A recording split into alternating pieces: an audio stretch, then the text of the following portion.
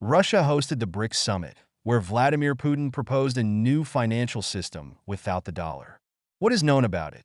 During the BRICS summit in Kazan, Russian President Vladimir Putin noted that the issue of creating a single currency is not yet relevant, since it is not yet ripe, but he explained that the development of such a currency requires a high degree of integration of economies, which should be of comparable quality and volume. This remains a prospect for the future. At the same time, Russia offered its BRICS partners the opportunity to use digital currencies for investment.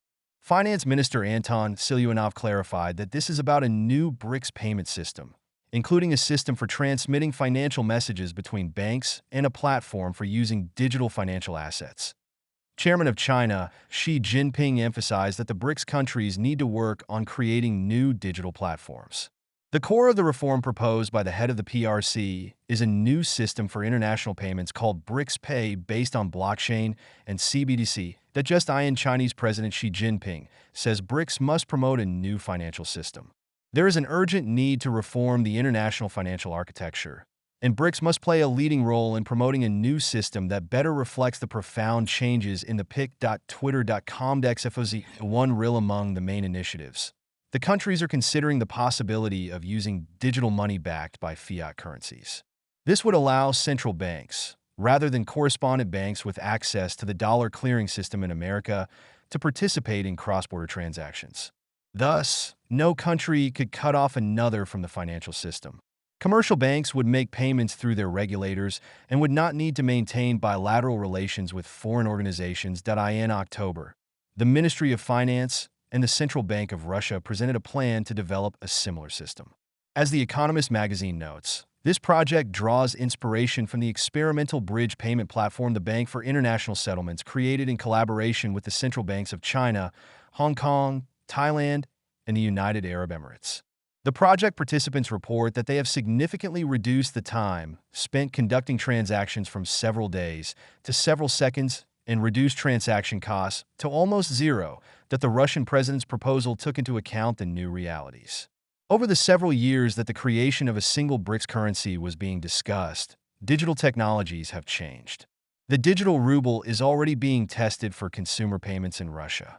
It will soon be used in federal budget payments. According to Russian media, the transition to digital assets will reduce transaction costs and grow bank income by $81 billion per year.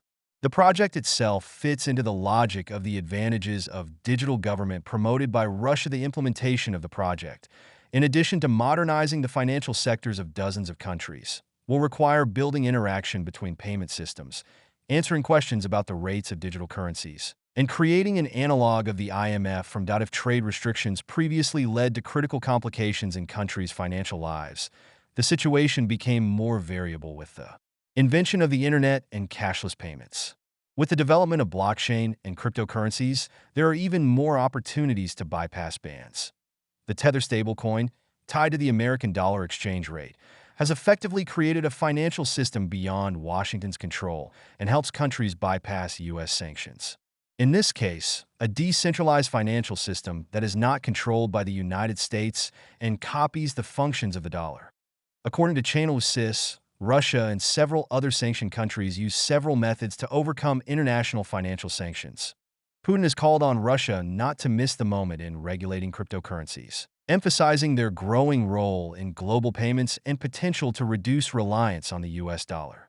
The report emphasizes that the country is actively developing infrastructure for using cryptocurrencies in international trade to bypass Western restrictions. Russia's central bank is leading this process and overseeing the testing of transactions with digital coins. In addition, according to experts, Russian centralized crypto exchanges may soon process cross-border payments. Local authorities may also use services such as Garantex, either officially or unofficially. Amid the growth of cross-border payments and stablecoins, the U.S. Treasury Department has called on Congress to give it more powers to control cryptocurrency exchanges registered abroad and to cut off sanctions evasion, including those issued by Russia.